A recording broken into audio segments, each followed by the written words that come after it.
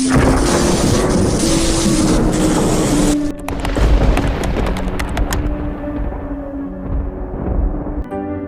started like any other job. 19-year-old Rhea Sharma, a college student in Mumbai, was hired to babysit for a couple who had recently moved into an upscale, eerily quiet apartment tower known as Skyline Heights. The father, Mr. Awasthi, was a reserved man in his 40s. His wife was sick and rarely seen. Their infant son was only 10 months old. His name is Ishan, the father told her. But please, never call him by name. Just say, baby. Rhea laughed, thinking it was some old superstition. But the first red flag came when she saw the baby. He was wearing a yellow onesie, and his eyes were glowing faintly, almost golden. The first night seemed normal, until it wasn't. Every time Rhea put the baby to sleep, he'd somehow return to the living room without a sound. She checked the camera footage. It glitched exactly at 3:03 a.m. Later that night, she woke up to the baby standing at the foot of her bed, staring. The lights flickered. The baby smiled, but not like an innocent child. It felt knowing. On the third night, while warming milk in the kitchen, Rhea noticed the basement door, normally locked, was open just a crack. Curious, she stepped down the stairs. On the walls, someone had scratched words repeatedly. He walks among us. He knows who watches. The yellow is a warning. She found a dusty cradle with claw marks inside. Suddenly the door slammed shut. The baby's giggle echoed from above. Rhea found a locked drawer in the baby's room. Inside was a torn journal. It belonged to the previous babysitter, Arushi. The entries became more unstable toward the end. He feeds on attention. He grows when loved. They said he was born from something not human. I can't sleep. He's inside my head. Final entry. Tonight I lock him in the fridge. It's the only way. I hope I survive. Rhea confronted Mr. Awasthi. He broke down. I tried to abandon him once, on a temple doorstep, but he found his way back. That's not a baby. It's what came in place of our real son. He showed her an old picture. 2 babies, side by side. One in white, one in yellow. The one in white had died in its sleep. The other survived, but it had no pulse. That night, the baby vanished from his crib.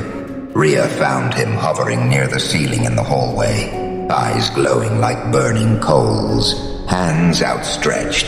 He was mumbling in a language she didn't understand. The apartment grew freezing cold. In the mirror behind her, she didn't see herself. She saw a dark-robed figure holding the baby. Suddenly, Rhea passed out. She woke up in the hospital. A nurse whispered, "You're not the first one. Every girl who watches that baby ends up here, or missing."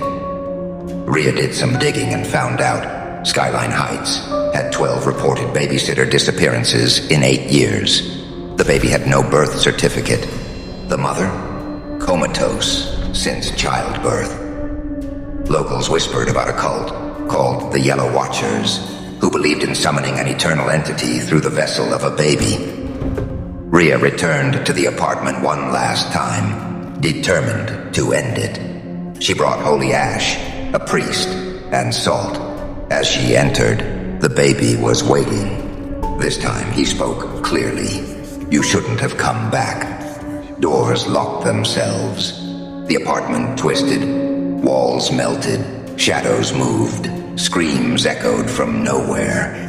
The priest attempted a cleansing ritual, but his body was hurled against the wall. Rhea ran for the freezer, remembering the journal. She placed the baby inside and sealed it. The crying stopped. The apartment fell still. Police found Rhea unconscious. The baby missing. No one believed her story. The apartment was vacated, but 3 months later a different couple moved in. They had a baby boy. They bought him a yellow onesie, just for fun. A camera baby monitor clicks on in a dark room. On screen, a baby in yellow, standing, smiling, watching. It's been 6 months since Rhea's escape. She lives in a new city now, trying to forget everything. But one night, while walking home, she hears a sound behind her. A soft giggle. She turns. Nothing. Back home, she finds a yellow pacifier on her pillow, and the walls have scratch marks, even though she lives alone. Meanwhile, in the recently renovated Skyline Heights, a new family moves into the same flat. Apartment 1107, a young couple, Rhea and Mira, with their newborn daughter. She's healthy, bright-eyed, and wears a pink onesie. But one morning they wake up and find the baby dressed in a yellow outfit, one they swear they never bought. Mira brushes it off. Must be a gift. But their baby starts acting strange, smiling at empty corners, babbling like she's talking to someone, refusing to sleep at night. Then one night, the baby monitor records her floating above the crib. Rhea begins having terrifying dreams again. In them, she's back in the nursery. The crib is empty, except for a note. "You let me out." She wakes up to see her front door wide open, on the floor smeared in baby food. I'm hungry. Desperate to prove she's not crazy, Rhea posts her story on a hidden paranormal forum. A retired police officer contacts her. He says he's seen this baby before. He sends her a confiscated video from a cult raid in 1999. The video shows robed worshippers placing a stillborn child in a glowing yellow circle. They chant, "Through innocence bring the vessel. Through yellow bring the watcher." The baby begins to move, eyes open, and smile. Back at Skyline Heights, things escalate. Rhea finds Mira feeding the baby something black, tar-like fluid. She doesn't even remember doing it. The baby's eyes no longer blink. Lights flicker when he cries. Toys melt. Mirrors crack. Then Mira disappears, leaving behind a note that simply says, "He wants you next to Rhea." Rhea knows it's not over. She returns to the building one last time, determined to end the curse. The apartment is empty, but the crib is rocking on its own. Suddenly the lights go out. A baby's giggle echoes, then turns into a deep, growling voice. From the shadows steps the baby in yellow, now older, more humanoid, but still smiling. Rhea tries to escape, but every hallway leads back to the nursery. The demon baby tells Rhea, "You saw me, you survived me. That means you belong to me." He offers her a deal. Take the baby's place and let him leave, or everyone she loves will die. In tears, Rhea agrees. She holds the baby and begins transforming.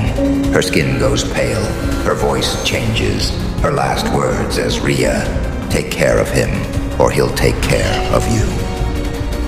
3 months later, the apartment is occupied again. A new babysitter arrives. She smiles at the baby. "Hi there, little one. What's your name?" The baby looks up, glowing eyes wide, and says, "I'm Rhea."